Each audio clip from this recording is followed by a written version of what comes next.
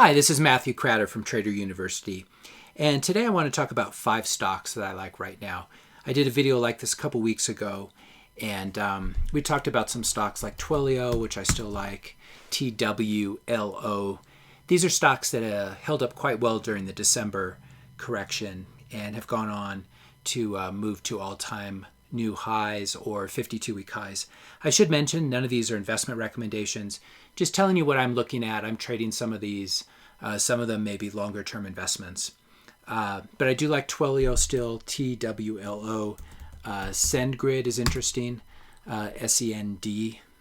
Those are 2 from a previous video, but I want to give you guys some new stocks that I'm looking at that are performing quite well and showing really good relative strength in this market. Splunk is one, SPLK. This is a big data company. It's approaching its highs from last September. Just didn't sell off quite as much as the market and has been much faster to recover to close to new highs than the market has. So Splunk, SPLK. Another one is ehth, which a number of you are, I'm sure, are familiar with, where you can sell your arts and crafts online. ehth is ETSY. This is another one that's looking really strong and really withstood the correction quite well. Then there's a biotech company that's quite interesting, a diagnostics testing company, Exact Sciences, EXAS. This is a company that allows you to do basically it's like a poop test instead of getting a colonoscopy to test for colon cancer. This definitely has some good demographic tailwinds and very, very interesting company. These kind of companies can be risky. You can see the stock moves around quite a bit. But this is trading, looks like it's trading at all-time, basically trading at all-time highs. So anyone who's holding this has a profit on their position, which helps. You can see, for example, Facebook, which is really struggling these days, right at the 200-day moving average, even after reporting good earnings.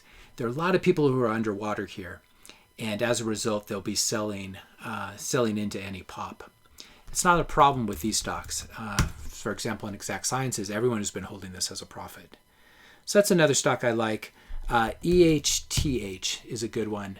I sort of missed out on this one. This one's really gotten away, but just extremely strong. This is a online insurance company and is breaking out really nicely. Hard to know. This should continue to move higher if the market recovery continues. It's a little bit overextended, so you might want to wait on this one to buy on a pullback.